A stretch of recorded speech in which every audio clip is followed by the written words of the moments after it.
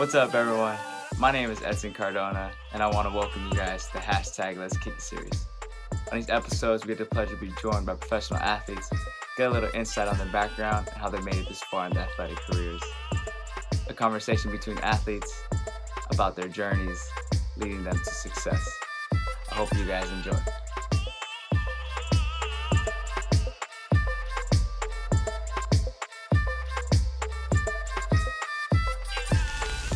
What's up, everyone? Hope y'all keep it safe with the COVID-19 pandemic, and my hope is that we're all doing our part in standing in solidarity with the racial justice movement and against police brutality because Black Lives Matter. My name is Edson Cardona, and I want to welcome you guys to another episode of the Let's Kick It series. On this episode, I have the honor to introduce Franck Tayou.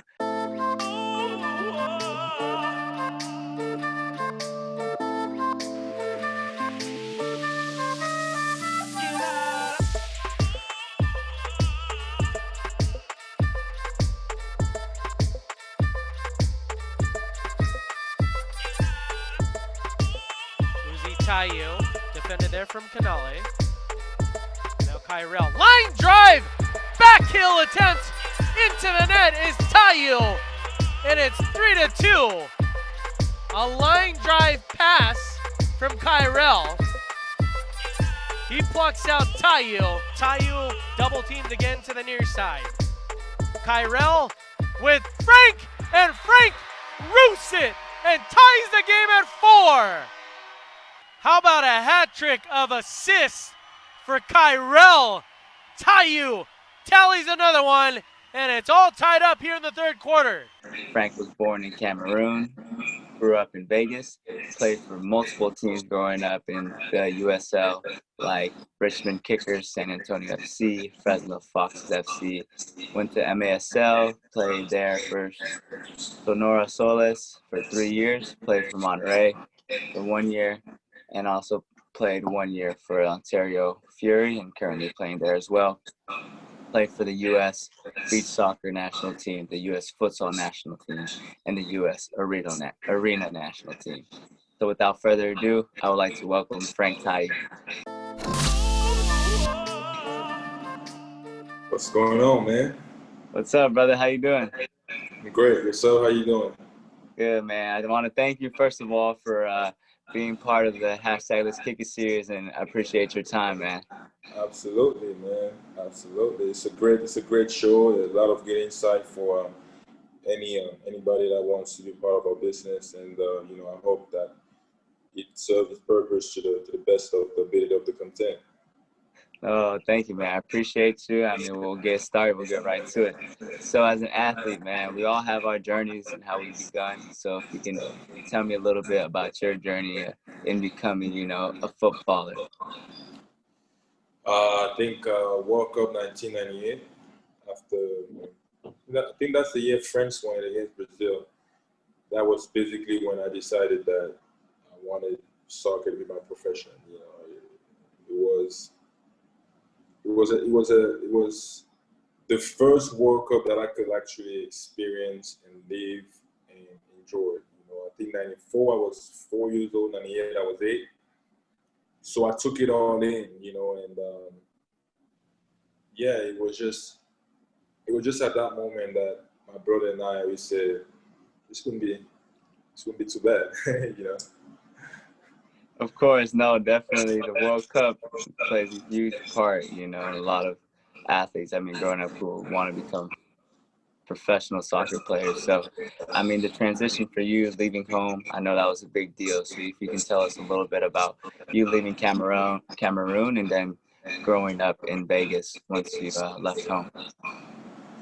I think my dad left when I must have been 9 or 10. And so there was definitely a conversation there that we'll be moving at some point to the U.S. But it's just one of those things. My mom never really told us until actually a year when we started going to the embassy and getting visas and doing DNA testing and all that, because she didn't want us to sort of just bank on leaving and not wanting to go to school and do what we were doing. So she kind of kept it a secret for a good while. And so, in Cameroon, I was more of a student. my mom would let me play soccer. You know, well, she wouldn't let me or Uzi play soccer, but Uzi was a bit more of a rebel than I was, and he would just sneak out and go play and blah blah blah. And I think at the time there was no real future, and I don't think there is now. But it's easier to promote yourself. You understand what I'm saying, on social media? But back then, you needed to know someone that could bring an agent to go see you play. Now, if you play in a local league and you post your videos on Instagram, you can tag an agent, and if he sees something he likes, he'll give you a shot. So the opportunity was scarce, and so I definitely understand where she was coming from. So when I moved to the U.S. at 16, and we were bored. I mean, you didn't speak the language. You didn't, it was just a really, really hard time. And so we met a few Cameroonian guys, and they introduced us to the Mexican League, and we started playing. And next thing you know, I was playing in the men's league. We were training at the time, I think Monday and Wednesday. I think my tutor, my mentor now, was the coach of that team, and so it was kind of like training me for college, really, more so than anything. And some parent at the time just walked past and saw me play, and he was like, "Who are you? How old are you?" When I told him I was 16, he was like, "Oh my God, my son plays for a team. I think it was New Sport FC in Las Vegas." And that's kind of how I got into club soccer. Went out there, played a tournament, and the rest is history. You definitely, had a crazy life growing up, leaving home, transitioning to the U.S., being able to get the opportunity now to play in, club sport, and also get an opportunity to play in college. So if you can tell me a little bit about how you were able to, get that scholarship to go to a 4-year university. It was rough. It was really, really rough because the only university that I was really privy to was UNLV, University of Las Vegas, Nevada. And no one ever prepared us for that. We didn't know anything about student athletes. We didn't know anything about nothing. So here we are. I think I want to say a month and a half, 2 months before graduation, and this is the first time we hear about, you have to email coaches, you have to do this, you have to do that, and we're like, how? Where do we start? And so I remember my counselor at the time, she gave me like I think it was a username and a password. I'm not exactly sure for what database it was, but it will give you all the community colleges that you can think of. We couldn't go to a college, to a university, because all our credit didn't transfer from back home. So, and I had a friend that was going to UNLV at the time. He was a basketball player, and he gave us his login for computer. We didn't have a computer at home, so we would just literally get off school during the weekends. We would just go there all day, and we'd be emailing thousands and thousands of schools and stuff like that. And obviously, we didn't know the copy and paste thing, so we were just emailing every school. And I was working at Hollister at the time. I remember, it's crazy how it all happened. I was on the floor, and then I went in the back to look for a T-shirt, and then my phone rings. So I answered the phone, and it's a coach from Tacoma Community College. And he's saying, yeah, I saw your email, tell me a little bit more about you, and blah, blah, blah, blah, blah. And so, I kind of spoke, and he already had his team set, but he was missing a forward and a midfielder, right? And at the time, Uzi had an offer to go to Morocco, so it was only me. And he told me, he said, I'm looking for a forward in the midfield. If I can get you, and then get a midfielder, I think we're gonna be a very, very good team. All right, so I get home super excited. I tell Uzi, because Uzi had gotten tired of just emailing and not getting anything back, so he was kind of like, I'm just gonna go pro. I don't care. I'm gonna go to Morocco. So at the time, I was playing club soccer, and we had regionals in Hawaii, I remember. And one of his friends was actually a referee. The friend of the coach was a referee, and he was actually refereeing one of my games. So he basically asked him to sort of like scout and see if I'm good enough. And I got good feedbacks. right after the first game that the guy ref, he called me and he was like, yo, he said a lot of good things about you and definitely want to get you down here and blah, blah, blah, blah. And right around that time when Uzi, you know, heard me talking to the guy, Uzi was kind of like, well, just tell him about me and maybe I commit there, but if whatever comes first, I'm leaving. And so I get both of them in touch. We both get a letter of intent, we sign. And within weeks from our graduation, we were off to Tacoma, and that's really how the journey started. We started in Tacoma. We had a good year. I think Uzi hurt his ankle really bad our first preseason game, so he missed most of the season. He only played 9 games actually, and he was All-American. 9 games, playing holding mid. That was crazy. And I was All-American too. And so we knew for the plans we had, that just wasn't Tacoma Community College wasn't there. So again, we went back to work, emailing a whole bunch of school. We were all set on going to Yavapai, which was, I don't know if it's still, but it was back then, top junior college in the country. So when we emailed Yavapai and he only wanted Uzi, because he already had a forward that was really, really good, Uzi came up with a great idea. Uzi said, well, how about we email all the schools they play against? Because if they're the best in the nation, they probably play against good schools as well. And we just got to work, emailed a whole bunch of schools. And literally, Uzi sent an email at 10 a.m. And at 11 a.m., we get a reply from Garden City Community College. They had just lost to the Yavapai that year.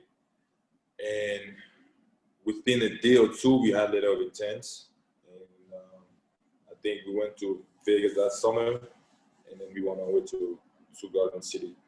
We had a very, very good team. I mean, that's really that was the first time I was previewed to the South American flavor. We had guys from El Salvador, from Honduras, from Mexico, from Brazil, from Colombia. It was just a melting pot of everywhere else but America. You know, I think we had one white kid on the team. He wasn't really playing, but had decent grades and was just a good guy to keep around. But that was it. I mean, we were from all over the world, and we quickly bonded. And for me, it's probably one of the best experiences of my life because it brought me back to where it all started as far as home goes. I mean, we used to go home. We used to go to games singing in the car. We had the core of the team was Argentinians, so they had these songs that they would make. I mean, it was amazing. It was amazing, and so for us, we lost in semifinal. Kind of like the end of the dream. And so again, I had to go back to work. Started emailing a bunch of schools, and I remember I emailed West Virginia University amongst other schools. And so he called my school. He called my coach, and I got a text from my coach, and he's like, "Stop by the office." So I went by the office, and he told me, "West Virginia called me on your behalf. It's a big school." I didn't know what West Virginia was. I mean, it was just emailing a bunch of universities. So I get the call from the coach. At the time was Marlon LeBlanc, and he's telling me about this and that. And within a week, they're booking a flight to take me on a visit. And I think we were talking literally every day. Every day he would call me to talk to me. And one of these days, we're just talking about everything, and he goes, "You guys have a really, really good center back." And I was like, "Yeah." And we had a decent back line. He goes, we are also short on defenders. We're looking for one center back. Who's the number 25? And the 25 was Susi. And I'm like, "Oh, that's my brother." And this is the night before my visit. It's like, "Oh, that's my brother." Said, "Oh, wow, it's your brother." So he said, "Can you put him on the phone?" So I give the phone to Uzi. Uzi had a lot more offers than me because he had a really, really good year. So Uzi get on the phone, and Uzi's telling them what I'm talking. He was talking to a lot of big schools. So that same night, they booked his flight for the next day to go to West Virginia.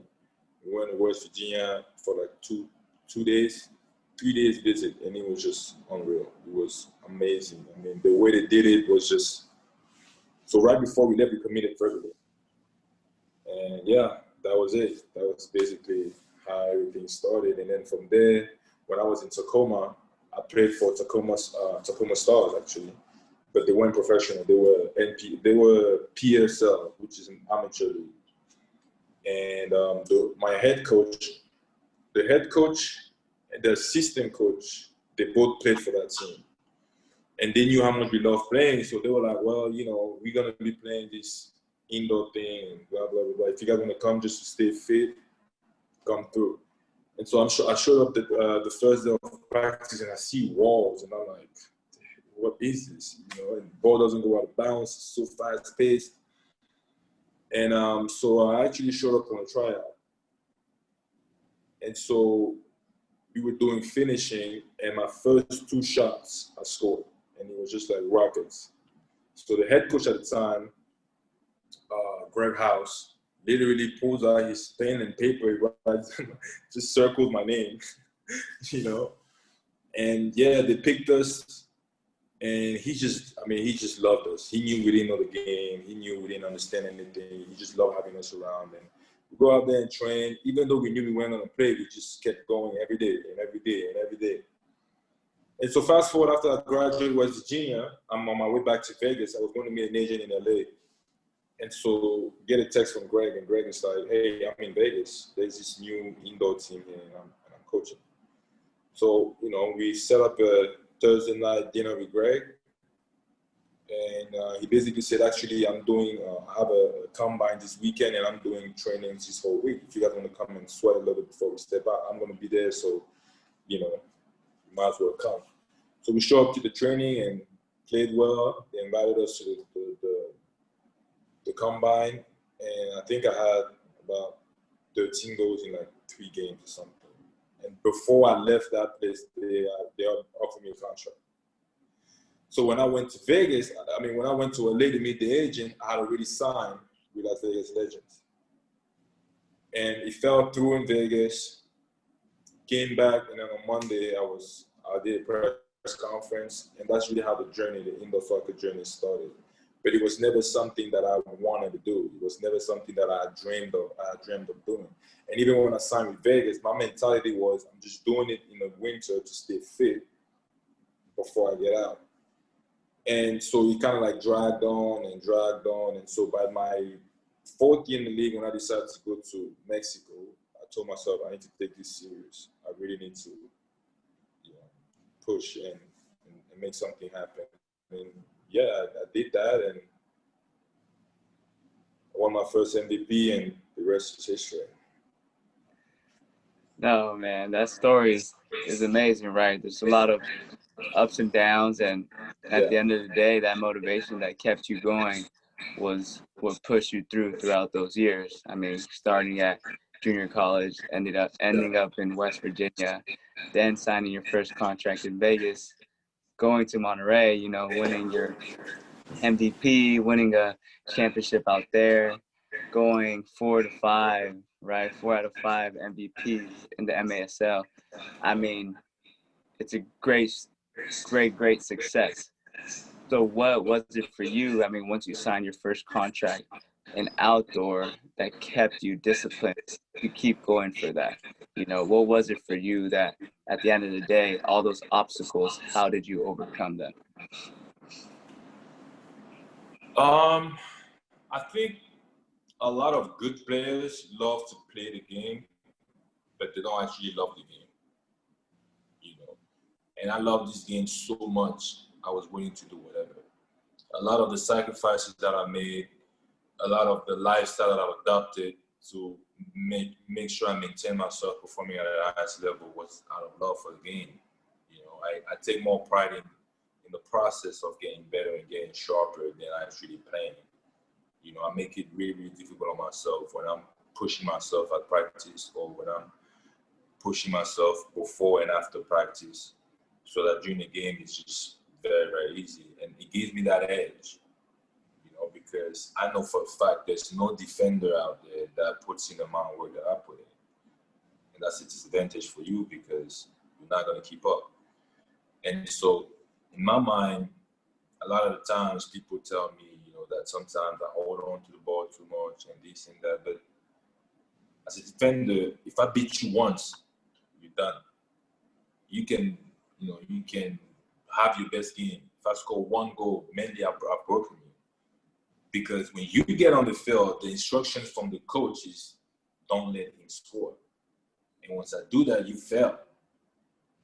You understand what I'm saying? And so I'll give you an example. When we played against San Diego Sockers, I think I scored a goal fourth quarter. But for 3 quarters, I didn't score any goals. But the minute I scored a goal that quarter, and I watched the defender that was marking me go to the bench and got yelled on, I was like, okay, can't wait to play him again. You know what I mean? And so, but all that mental strength comes from just the amount of hours that I'm putting when nobody's looking. You know what I mean? And I think it all comes from mental strength, because it takes a lot of courage to be told no, but yet still believe that you're good enough and that maybe you weren't at your best, or maybe they just didn't pay close attention.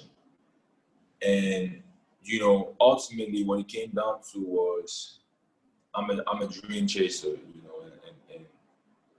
and I just wanted to know what it feels like to see your dreams come true. That has always been what it was for me in terms of making it outdoor. And I mean, I signed my first outdoor contract at 26. I could have said, after winning my first MVP, I could have said, you know what, I don't need outdoor anymore. I'm just going to focus on indoor and pay me good money, and I don't want to go back there and this and that. But I just really wanted it. And when your heart desires something so much and you put in all the work, I think the universe conspires to help you. And what I always ran away from, not taking indoor serious, the irony in all that story is that when I decided to take it serious, that's what opened the door for me. I mean, I got signed in San Antonio off of 1.15 indoor video. And that's something I never thought would happen. And so I think that you have to be sure of what you want. You really do have to be sure of what you want, and you have to be sure, you have to make a conscious decision of sticking to your vision and the game plan, no matter what happens. And once you do that, and you use the fuel, I think the edge for me is that I'm a competitor. I'm extremely competitive, but mostly with myself.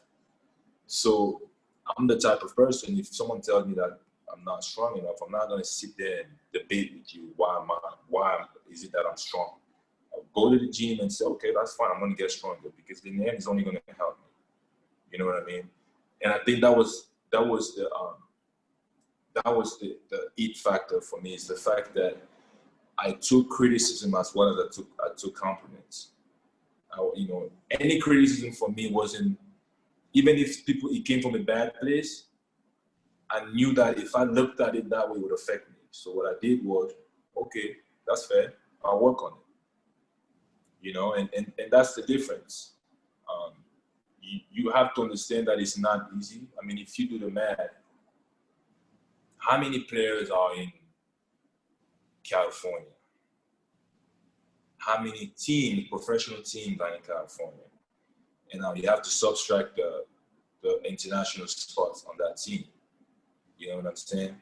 You have thousands and thousands of players in Cali, but you have LA Galaxy, you have 5 professional teams, and that's about, on a roster of 22, let's say 15 that are Americans. You do 15 times 5, that's 25, that's 75, right? And you got thousands of players, but only 75 spots available. It's not easy. It really isn't. And I don't think people think about it that way. It's not easy. And now when you become part of those 75, you still got thousands and thousands out there waiting for you to make a mistake so they could be next. I mean, trust me, being a professional athlete, especially professional soccer players, it's a constant struggle. And what people don't even understand is when you make it, it's one thing. Staying there is a whole different conversation because you got to perform day in, day out. Like making it is just one step to it. Now maintaining yourself at that level is another step. And that's really why when you see a player that perform on a high level for 15, 20 years, when they retire, they get a lot of praises because the people that have been in that business, they know it's not easy. I mean, you can look at Gareth Bale right now. Look what he's going through. And this is a top class player that could be playing anywhere in the world. You know, look at Griezmann. I mean, I can give you countless examples. I know a guy that won MVP in the USL, got signed to an MLS team, and within 2 months he was cut. After winning MVP. Now, that's when the mental strength starts. Because you came from an environment and you moved up, and then when you got up, they told you weren't good enough. When you come back to this environment, you still have to prove yourself. Because now the people that are there are going to say, well, you were lucky. That's why you went out there, you didn't do anything. I mean, trust me, it's complicated. But it's fun. It's fun because you discover so many qualities about yourself that you didn't even know you had. And you realize that life ultimately is about mental strength. The strongest survive. No, definitely. I mean, I feel like as an athlete in general, athletes who play whatever sport it is, the mental goes hand in hand with your play. I mean, if a coach tells you you're playing bad and you take that the wrong way, of course you're not going to be able to perform the next day and stay consistent. And like you talked about a little bit as well, is you can't get comfortable. Once you do make it to the highest level, like you said, there's thousands of players waiting for you to mess up so they can take your spot right away. And so it's a grind every day, you know, like you said, day in and day out. And once you figure that out, I mean, you can play at the highest level for as long as you want, you know, as long as your legs can let you go. And so after seeing all the success that you've gone through, I mean, starting, you know, in Cameroon, transitioning to the US, getting the opportunity to go to a junior college, opportunity to go to a West Virginia, getting your first contract in Vegas. I mean, numerous success stories, you know, going to Tacoma, getting an agent to see you play, not even that long to get your first signing in the USL. I mean, going, 4 out of 5 MVPs in the league, getting championships. I mean, who can you credit all this success to? I mean, I have a lot of people to credit success to, but I think that a lot of that success, I have to credit it to, probably just to life, you know what I'm saying? Because I've learned so many I've learned so many lessons, and I've learned so many things about my character that I didn't know. And as much as I want to thank the people that helped me, at the end of the day, the help is one thing. You understand what I'm saying? You still have to go out there and make use of that help, because that help will only be help if you use it the proper way. You understand what I'm saying? And but I think that one of the best advice I was given was you have to create your own luck, and I've been able to do that and be at the right place at the right time to meet the right people and to really understand the position where I was at in order to really take advantage of it all. You know what I'm saying? So, I don't know. I have so many people. I mean, you've heard the story. I mean, there's so many people, but I'll just go off the top of my head. Probably I got to thank my dad. You know, just we fell in love with sports because of my dad. Not soccer, not basketball, just sports in general, running. He used to just take us running every day. And when he would take us running, we'd be complaining, like, you know, pass the soccer ball or something. You know, we don't want to do this. And And he used to tell us, if you can run, you can play any sport. You know, but back then we didn't get that, and it's true, you know. And also just seeing how active my dad was in terms of he always went out working out in the morning. That sort of like impacted me in my lifestyle now, where sport is important. I have to thank my mom. I think my mom is probably the most competitive person I've ever met, and I think it kind of like rubbed in off. I kind of like took that side of her a little bit, but she's a quiet competitor. She's not the type to be out there to compete. If she's competing with you, you never know. You know what I'm saying? So that's kind of like, that's kind of how I am. But also because just of her support, you know, I think that from the time we left till now, she's done such a tremendous job into being supportive as opposed to always telling us what to do. You know, from the time I turned 16 and I came to America, she trusted my decisions. Even when I wasn't sure about the decision, she was just there supporting it. And it meant a lot to both of us. I think my brother, I mean, we've been at it for a while now, and I think a lot of the things that I was able to, a lot of the struggle I was able to survive was because we had each other, you know, and that played a huge, huge, huge part. And also because he's just as competitive as I am, maybe a little more with the edge and just the character he has, and having to compete with him on a daily basis, you know, made it easier for me. I mean, I'll tell you a funny story. When I signed in San Antonio, part of the deal in my contract was that they will, you know, Uzi would come in and train with us. And Uzi didn't want to play out though. He was just want to have fun, you know. So he came and lived with me for like 2-3 weeks, and we just training the boys and all that. And at the time, I was the highest goal scorer of the team, so I was like the star of the team. And it's like, you know, we're playing against the B team, really walk through, and then after every walkthrough before a game, they'll give you 5 minutes just to play a little bit. And Uzi comes out of nowhere and 2-foot tackles me. And I remember them stopping the practice and asking, what are you doing? What are you doing? But it's because had he not done that, you know, later on, he was going to have to hear from me, you know what I mean? So at that point, he's thinking, I got to do what I got to do to stop this guy, because I don't want to sit there and listen to him just yapping in my ear. So I would understand why someone on the side would like see like, what's going on? I mean, in college, I'm telling you, my coach would never put me on a different team as Uzi, because he knew I don't want to hear these guys go out here and practice. We're always on the same team just to avoid, you know what I mean, situations. But that right there helped me out, because it's very difficult to play against someone that knows you. You know, a lot of the time when I'm practicing on my moves and I'm practicing on this, he's the one doing it with me.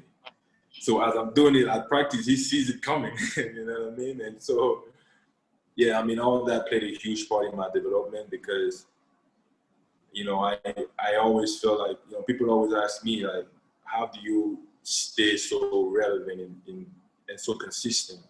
It's because after playing against my brother for so many years, and it doesn't matter how many times you see me on video, I'm always going to find a way, because that's what I've had to do playing against Uzi every day. You know, I've always had to find that edge that would just, you know, give me the one up on you. I have to thank my mentor. You know, played a huge part in just our development as men and as players, and always believed in us. I remember a lot of time when I was thinking about like sort of like taking a break, or I was mentally exhausted, he would always tell me the same story, how he quit and he had to live with that, and he just wouldn't let me, you know, not keep going. So yeah, that was cool. His girlfriend that I call my aunt now, or his ex-girlfriend now, she was like our American mom, you know what I mean? Just there for us. And just, you know, it's one of those things when the most difficult part really is having a mother figure in your life when you go into some things, because moms are really good at making you feel better when things are going wrong. And, I mean, I had my mom and I could call her, but Nenita was there. She was there physically. She always found the right thing to say in those moments, and it went a long way.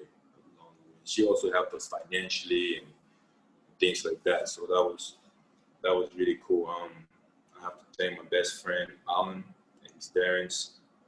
They also played a huge part.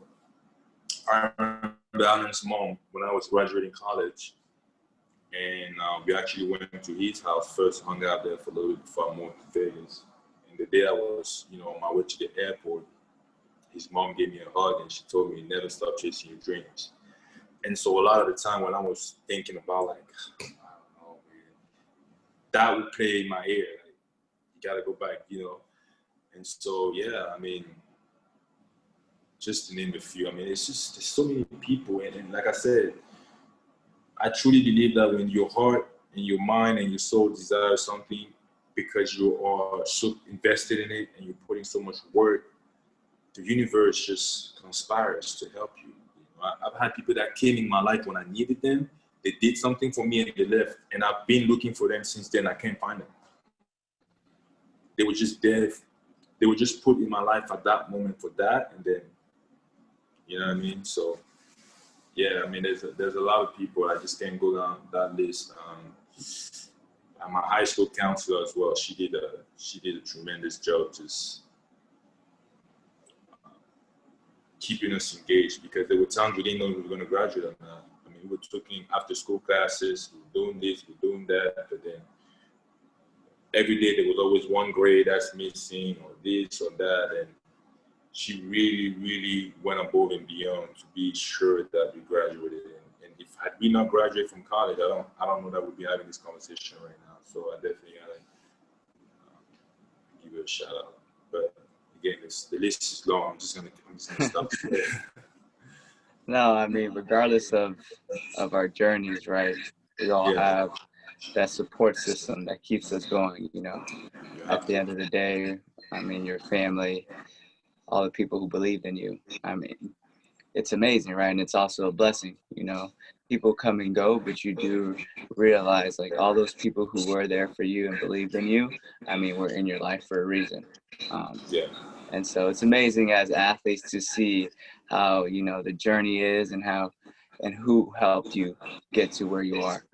Yeah. And so, I mean, let's talk about probably your favorite and your best football moment. I mean, when was it in your career that you can say, man, I scored this goal, like, to win a game? I mean, when was your best soccer football moment?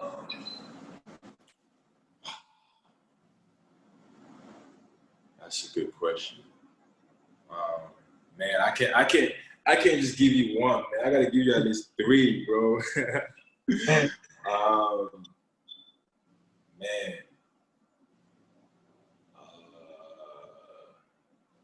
I know one was the one where you're playing in Sonora, right? Thousands and thousands of people. Yeah. One was in Sonora, playing against the Baltimore Blast in the final. It's 15, 20,000 people in the place. It's packed, completely packed. And we're down by, I think, I want to say two goals. Yeah, we're down by 2 goals, and so far only have 1 goal. And I scored a goal, we're down by 1, and then I scored a game-time goal, and the whole place erupted, And before that goal, what made that goal special was before that game, actually, I had, obviously, Uzi, I'm talking to Uzi, I'm like, bro, I mean, it's crazy out here, man. People love me and blah, blah, blah, and this and that. And he was just all like, man, you talk too much, and, kind of downplaying it or whatever. And we'll make jokes about it and all that. And so when they were doing player announcement before the game, you know, when they called my name, the whole place went numb, right? And so Uzi literally come up to me, he goes, "Yo, man, this is crazy," you know? And so when I scored the goal, I had this celebration I used to do. I would run up and just jump on the board and put the number 1, and then the whole arena would do it.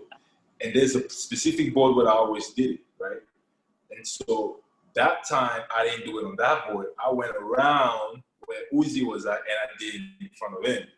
And I remember being in the moment so much when I get up, and then I get down, and then he's just staring at me the whole time with his mouth open, like he could not believe it. And so they ended up winning the game. And after the game, the first thing he ran up to me, he goes, "Wow, that's like, I've never seen anything like that in my life," you know?